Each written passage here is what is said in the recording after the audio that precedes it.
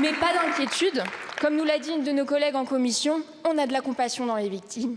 On a de la compassion pour les victimes et même en octobre, on nous distribuera un ruban rose à l'Assemblée. Le cancer, chers collègues, ça n'est pas inévitable. Le cancer, c'est politique. Et les lois que nous votons ici à l'Assemblée, elles l'alimentent, elles l'engraissent. Ma question est donc autant pour vous, chers collègues, que pour vous, Monsieur le Ministre, entre les lobbies industriels et la santé de nos concitoyens, que choisissez-vous? Je vous remercie. La parole est à Monsieur Yannick Neuder, ministre de la Santé et de l'Accès aux soins.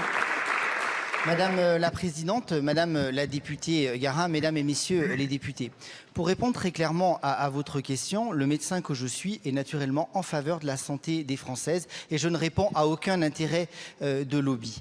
Vous avez évoqué plusieurs sujets, on va les prendre les uns après les autres. Vous avez impliqué les filtres de Nestlé Water sur les sources Perrier. Je rappelle que ce n'était pas une contamination, l'origine de la discussion, mais une usurpation, un trouble commercial, puisque en fait c'est le côté caractère eau minérale qui était décrié. Si ces eaux sont contaminées par des matières fécales ou autres, elles sont impropres à la consommation. Le problème était tout autre, c'est que là il y avait des filtres qui avaient été mis et qui enlevaient le caractère minéral et c'était donc c'était un mensonge et c'était une usurpation commerciale. Concernant les PFAS, mais je suis complètement d'accord avec vous, Madame la députée, plus on va retrouver des PFAS, plus on va en trouver, plus on va savoir les doser, plus on va avoir des principes de précaution importants et je suis tout à fait d'accord que nous puissions respecter à la règle au 1er janvier 2026 la réglementation des PFAS. Il faudra naturellement sur le principe